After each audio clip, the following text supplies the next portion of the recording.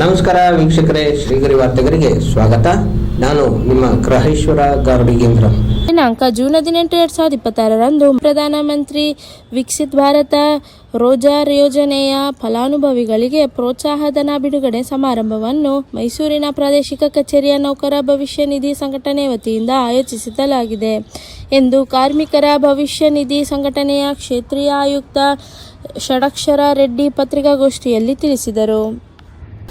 Myself is Shadakshara Reddy. I am Regional Provident Fund Commissioner Grade 1. I am in charge of Mysore region. Mysore region consists of Mysore, Chamarajanagar, Mandya and Coorg. So with me Muralidharan is Regional Provident Fund Commissioner Grade 2.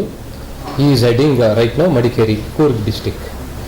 So we are here for, as all of you know that, we are here for briefing of Pradhan Mantri Viksit Bharat Yojan program.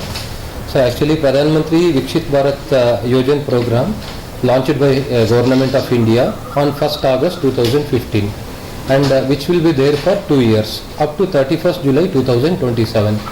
Basically this is part of our 100th years anniversary of independence, that will be 2024, part of Viksit Bharat, Pradhan Mantri's vision of Viksit Bharat. So one of the aim of this program is creation of additional 3.5 crores job creation, and the total outlay for this employment linked incentive scheme, that is called, renamed as Pradhan Mantri Viksit Bharat Yojan, the outlay for this is 99,446 crores. So 19th Honorable Prime Minister will be gracing the event at Vignan Bhavan between 5:20 p.m. to 6 p.m. and Honorable Prime Minister will be disbursing the incentive amount of 2,400 crores, and simultaneously EPFO is organizing similar such functions at 200 locations. So my regional office Mysuru is organizing one such function under chairmanship of Honorable MP Mysore and Kodagu MP, Honorable Eduvir Srikanta Datta Chamaraja Odayar, and also this event will be graced by other dignitaries including Honorable MP Harish Gowda, Honorable MLA Harish Gowda and others. And basically details of the scheme is such: this is employment linked incentive scheme.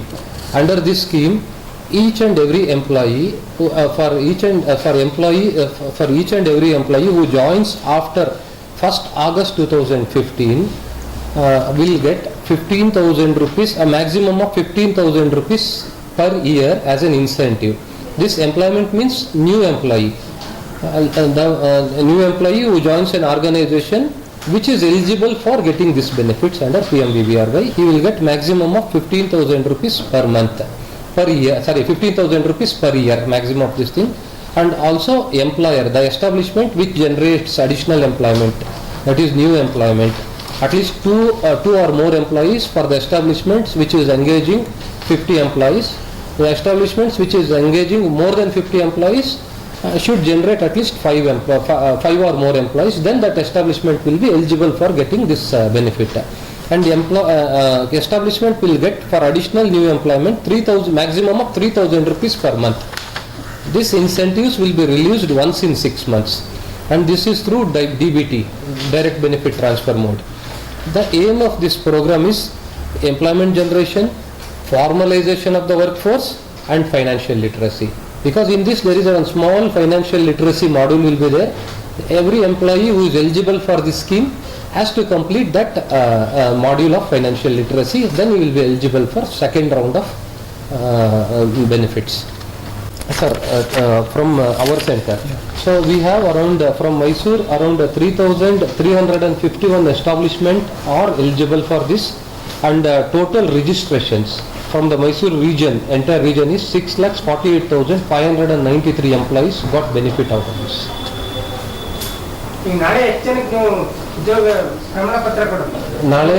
ನಾಳೆ ನಮಗೆ ಹಾಲಲ್ಲಿ 400 employees ಹಾಜರಾಗ್ತಾ ಇದ್ದಾರೆ. Around 30 to 40 employers, ಅಂದರೆ company ಕಡೆಯಿಂದ 30 to 40 company representatives ಬರ್ತಾ ಇದ್ದಾರೆ. Around 400 beneficiaries ನಾಳೆ attend ಆಗ್ತಾ ಇದ್ದಾರೆ. ಅಲ್ಲ, ಈ ಟೋಟಲ್ ಉದ್ಯೋಗ ಮೈಸೂರು ಜಿಲ್ಲೆಯಿಂದ ಎಷ್ಟು ಚೆನ್ನಾಗಿ ಸೆಲೆಕ್ಟ್ ಮಾಡಿದ್ದೀರಿ ಅಂತ ಆಯ್ಕೆ ಆಗಿದೆ ಅಲ್ಲ, ಮೈಸೂರು ಮೈಸೂರು ರೀಜನ್ ಇಂದ ಅಲ್ಲಿ ಮೈಸೂರು ರೀಜನ್ ಇಂದ ಬೆನಿಫಿಟ್ ಪಡೆದಿರ್ತಾರಲ್ವಾ, ಅವರು 400 ಜನ ನಾಳೆ ಹಾಲ್ಗೆ ಅಟೆಂಡ್ ಆಗ್ತಾ ಇದ್ದಾರೆ. 400 ಮೆಂಬರ್ಸ್ಗೆ ನಾವು ಇನ್ವೈಟ್ ಮಾಡಿದ್ದೀವಿ. ಉದ್ಯೋಗ ಕೊಡ್ತಿಲ್ಲ, ನೀವು ಇನ್ಸೆಂಟಿವ್ ಕೊಡ್ತಿದ್ರು ಅಷ್ಟೇ. ಇಲ್ಲ, ಇದು ಹೊಸ, this is for incentive for new employees. ಅಲ್ಲ, EPFO will not give the this thing sir. What is that new employment? Establishment will give the employment. ಕೇಳ್ತಿರೋದು ಎಷ್ಟು ಉದ್ಯೋಗ ಕೊಡ್ತೀರಾ ಅಂತ ಕೇಳ್ತಿರೋದು. ಎಷ್ಟು ಉದ್ಯೋಗ ಕೊಡ್ತೀರಾ ಅಂತ. ನೀವು ಕೆಲಸ ಕೊಡ್ತಾ ಇಲ್ಲ. ಉದ್ಯೋಗ ನಾವು ಕೊಡ್ತಾ ಇಲ್ಲ. ಉದ್ಯೋಗ ಕಂಪನಿಯವರು ಉದ್ಯೋಗ ಹೊಸದಾಗಿ ಸೃಷ್ಟಿ ಮಾಡಿರ್ತಾರಲ್ವಾ, 1 ಆಗಸ್ಟ್ 2025 ಆದ್ಮೇಲೆ ಎಲಿಜಿಬಲ್ ಇರೋರಿಗೆ ನಾವು ಇನ್ಸೆಂಟಿವ್ಸ್ ಕೊಡ್ತಾ ಇದೀವಿ. ಅಂದ್ರೆ ಇದು ಉದ್ಯೋಗ ಮೇಳ ತರ ಆಯ್ಕೆ ಮಾಡ್ತಾರೆ? ಇಲ್ಲ, ಉದ್ಯೋಗ ಮೇಳ ಅಲ್ಲ ಸರ್ ಇದು. ಮತ್ತೆ ಹೆಂಗೆ ಸರ್ ನಮ್ಮ ಇಲ್ಲ, honourable prime minister, honourable Pradhan Mantri ಅವರು ನಾಳೆ ಇನ್ಸೆಂಟಿವ್ಸ್ 2400 crores ಡೈರೆಕ್ಟ್ಲಿ ಅವ್ರ ಅಕೌಂಟ್ಗೆ ನಾಳೆ ರಿಲೀಸ್ ಮಾಡ್ತಾ ಇದ್ದಾರೆ ವಿಜ್ಞಾನ್ ಭವನಿಂದ. So how the beneficiaries are selected? Is there any criteria, anything like that? So we have invited, and whoever is willing to come, they have come, and it is invitation is open for all, sir. ಅಂದ್ರೆ ಕಂಪನಿಗಳಿಂದ select ಮಾಡೋದು sir ಇದು? ಇಲ್ಲ, ಕಂಪನಿಯಲ್ಲಿ new employment generation ಏನಾಗುತ್ತೆ, ಕಂಪನಿಯಲ್ಲಿ 1 August is the base line. 1 August 2025 latest ಒಂದು ಕಂಪನಿಯಲ್ಲಿ 50 ಜನ ಇರ್ತಾರೆ 1 ಆಗಸ್ಟ್ಗಿಂತ ಮುಂಚೆ. ಜುಲೈಯಲ್ಲಿ 50 ಜನ ಎಂಪ್ಲಾಯೀಸ್ ಇರ್ತಾರೆ, ಅಥವಾ 100 ಮೆಂಬರ್ಸ್ ಇರ್ತಾರೆ. 100 ಮೆಂಬರ್ಸ್ ಇರೋರಿಗೆ 1 ಆಗಸ್ಟಿಂದ after 1 August if they recruit more than 5 employees, or if the baseline is less than 50 employees, if they recruit 2 or more employees, then they will be eligible for this.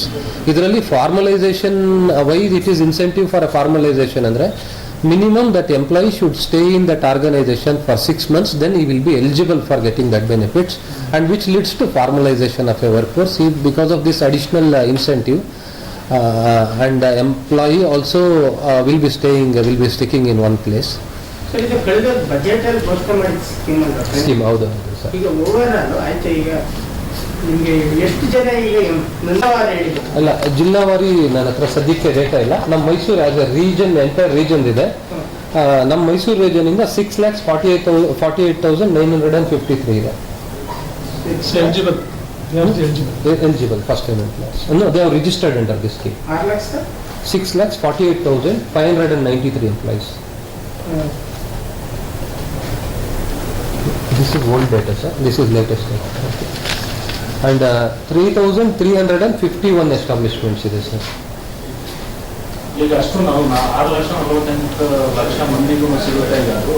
Incentives ಅಂದ್ರೆ ಅಷ್ಟು ಜನ register ಆಗಿದ್ದಾರೆ. 6 months ಆದ್ಮೇಲೆ ಒಂದ್ಸರಿ 2 ಕಂತಲ್ಲಿ ಕೊಡ್ತಾ ಇರ್ತಾರೆ. 6 months ಆದ್ಮೇಲೆ ಒಂದ್ಸರಿ, 12 ಮಂತ್ಸ್ ಆದ್ಮೇಲೆ ಒಂದ್ಸರಿ. ಫಾರ್ ಎಕ್ಸಾಂಪಲ್, ಆಗಸ್ಟ್ 2025 ರಿಜಿಸ್ಟರ್ ಆಗಿರೋರಿಗೆ ನೆಕ್ಸ್ಟ್ 6 ಮಂತ್ಸ್ ಅಲ್ಲಿ ಬರುತ್ತೆ.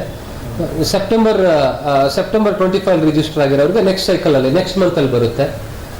ಮೈಸೂರು ಮೊದಲನೇ ಕಂತಲ್ಲಿ ಮೈಸೂರು ಈ ನಿಮ್ಮ ರೀಜನ್ಗೆ 3,350 ಜನ ಕೊಡ್ತಾ ಇದ್ದೀವಿ. ಇಲ್ಲ ಸರ್, 3,351 ಎಸ್ಟಾಬ್ಲಿಷ್ಮೆಂಟ್ಸ್ ಎಲಿಜಿಬಲ್ ಇದೆ.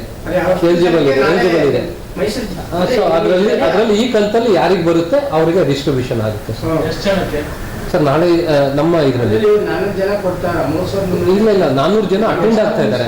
400 ಜನ ಫಂಕ್ಷನ್ ಫಿಸಿಕಲಿ ಅಟೆಂಡ್ ಆಗ್ತಾ ಇದ್ದಾರೆ. ಸೊ ಇನ್ಸೆಂಟಿವ್ ಎಷ್ಟು ಜನಕ್ಕೆ? ಇನ್ಸೆಂಟಿವ್ ಎಷ್ಟು ಜನಕ್ಕೆ ಇನ್ಸೆಂಟಿವ್ ಸಿಗುತ್ತೆ ಸರ್? ನಮಗೆ ನಾಳೆ ಅದು ನಮ್ಮ ಹತ್ರ ಈಗ ಸದ್ಯಕ್ಕೆ ನನ್ನ ಹತ್ರ ಡೇಟಾ ಇಲ್ಲ. ನನ್ನ ಹತ್ರ ನಾಳೆ ಎಷ್ಟು ಜನಕ್ಕೆ ಅಲ್ಲಿ ಸೆಂಟ್ರಲ್ ಆಫೀಸಿಂದ ಡೈರೆಕ್ಟ್ಲಿ ರಿಲೀಸ್ ಆಗುತ್ತೆ. ಟೋಟಲ್ ನಾಳೆ 2,400 crores ರಿಲೀಸ್ ಆಗ್ತಾ ಇದೆ ಥ್ರೂಔಟ್ ಇಂಡಿಯಾ, ದೇಶಾದ್ಯಂತ ಆಗ್ತಾ ಇದೆ.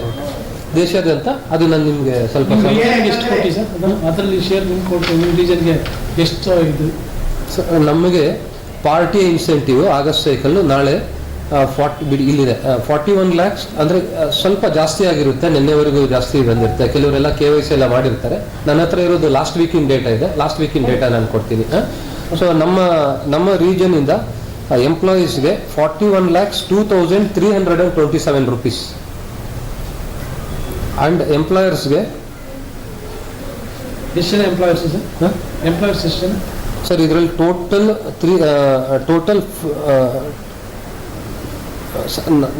ಇದು ಅಂದ್ರೆ ನನ್ನ ಹತ್ರ ಟೋಟಲ್ ರಿಜಿಸ್ಟರ್ಡ್ ಎಂಪ್ಲಾಯಿ ಡೇಟಾ ಇದೆ, ಬಟ್ ನಾಳೆ ರಿಲೀಸ್ ಆಗ್ತಾ ಇರೋ ಅಮೌಂಟ್ ಡೇಟಾ ಇದೆ, ಎಂಪ್ಲಾಯೀಸ್ ಡೇಟಾ ಇಲ್ಲ ಸರ್.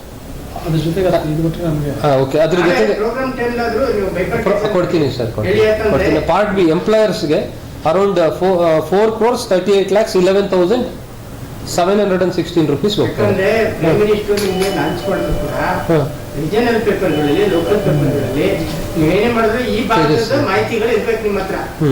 ಯಾಕಂದ್ರೆ Who is the nodal agency for implementation of this program, sir? Through EPF only. ಅಲ್ಲ, through PMVBRY implemented through EPF only. ಯಾಕಂದ್ರೆ ಮೊದಲು ಬೇರೆ ಇದ್ರದ್ದು ಆಯುಷಲ್ಲಿ ಇದು ಮಾಡ್ತಿರಲ್ಲ ಅವ್ರು ಒಂದ್ಸರಿ ಇಲ್ಲ ಸರ್, ಇಲ್ಲ. EPF only PMVBRYಗೆ ಬೇರೆದೆಲ್ಲ ಅವರು ನೋಡಲ್ ಏಜೆನ್ಸಿ. ಇಲ್ಲ, EPF is nodal agency for PMVBRY scheme, sir.